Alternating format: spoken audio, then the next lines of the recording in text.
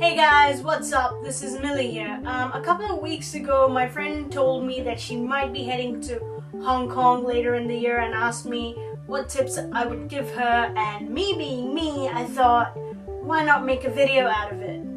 So here are my traveling tips to Hong Kong. Tip number 1, Hong Kong is a city of extreme temperatures. Hong Kong in the summer can be really hot and in the winter really cold. The last time I went there was in December 2012, and I had underestimated how cold it gets in Hong Kong, and as a result I ended up falling sick. So please do carry some warm clothing for yourself when you go to Hong Kong in the winter. Now, just so you're aware, Hong Kong is one of those cities that in the winter, if the sun comes out on one of the days, it can get, fairly warm during the day with, a light breeze. While some people, would prefer not wearing a jumper or whatever in that sort of a situation, some people can feel relatively cold, so just have something warm on hand. It's better to be safe than sorry. Tip number 2, choosing an ideal location for your accommodation. Now, personally, I would choose to stay at Kowloon, but for you, I would say choose a location through which the Airport Express Metro passes by. The Airport Express Metro only passes by like 3 or 4 stops, and if it's a really easy way to travel to and from the airport as well. And Kowloon is one of the stops. I think it's like the 2nd or 3rd stop. A wee while ago, I had reviewed the hotel, the W Hotel, which is literally above the metro station in Kowloon. So if you want to hear about that review, I'm going to link you to it in the description below. But Kowloon ideally is your best location simply because, one, the Airport Express crosses through there. You can actually check in there as well.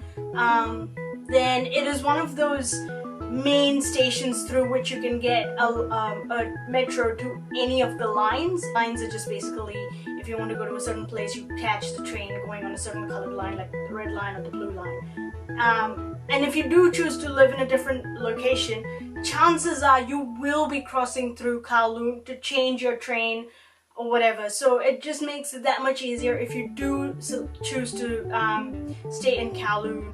Tip number 3, food options.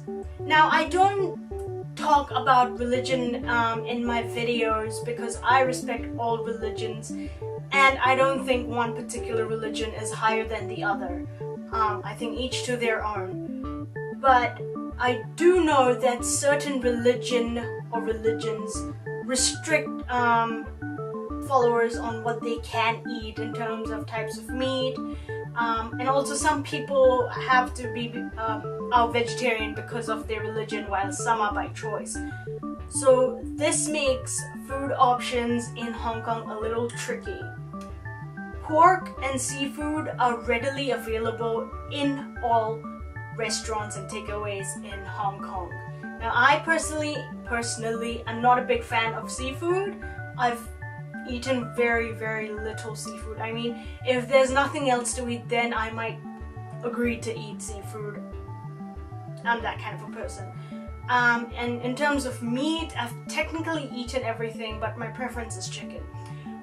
But the thing is, in Hong Kong, like I said, pork and seafood are readily available with very few alternatives.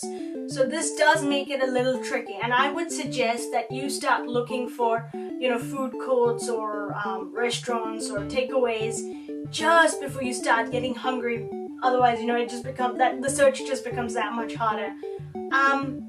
Also, if you are a vegetarian, if you are at a restaurant and you've seen something on the vegetarian menu, please check it through the waiters and waitresses, because the thing is, in Hong Kong, seafood is such a customary thing that they often add it to like vegetarian items as well. And when you ask them, is this food vegetarian, they'll probably say yes, but they will not specify that there's fish in it.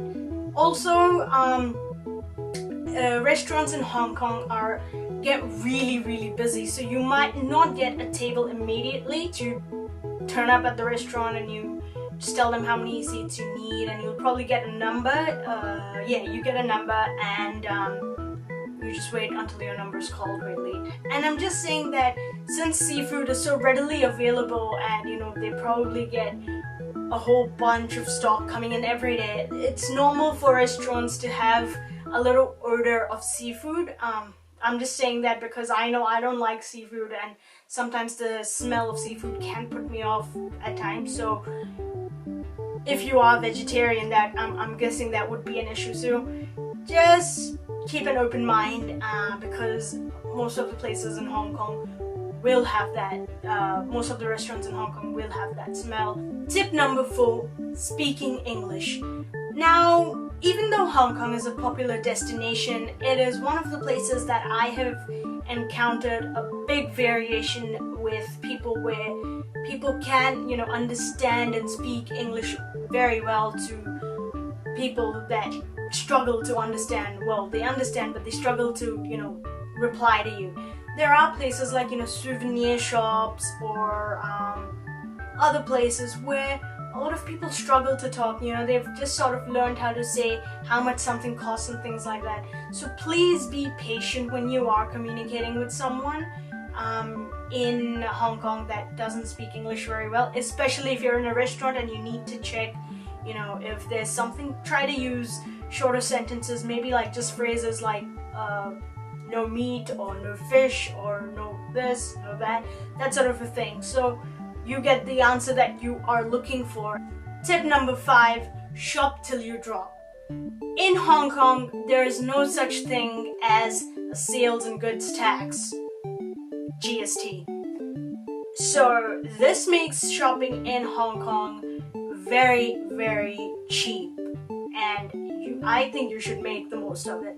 Now, there are also a lot of places that tend to upsell items, say for example, buy one t-shirt for say $20 or buy 3 for $55. Now sometimes these can be worth it, and sometimes not really.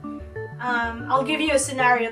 The t-shirt I'm wearing right now, it says I love Hong Kong, and I bought it from one of the stores up at the Peak, and I think this cost something like $30 or something. And they said I could, if I spent, I don't know, $60, I could buy 2 more. But the problem was I had to buy the same thing, so there was really no use for me buying 3 t-shirts of the same, which basically are exactly the same. So that is one of the scenarios that could pop up. But if you are, say buying presents for younger siblings or other family members, and you want to, I don't know, keep the item same so that there's no fight later on, in those sort of situations, these sort of upselling items can be really good. So sometimes these offers are available on, say, similar products as, for example, these t-shirts. There could be a couple of more different styles, and they'll be like, okay, you can choose any one of these, and you can get 3 for $55 or whatever. And sometimes, but very rarely, they will allow this particular offer on a variety of products. That is a very rare occasion, but I have come across it. So you just have to see what works well for you, I guess, and make a decision from there. Anyway, thank you for watching this video. If you found these tips helpful, please click on that thumbs up button. If there's anything in particular you want to know about Hong Kong, please feel free to leave them in the comments below. I have been there 3 times, I'm just saying. But if there's any tips that you would like to share, please leave those in the comments below as well. I make videos every Monday and Wednesday. My social media links are in the description below, and I will see you guys next time.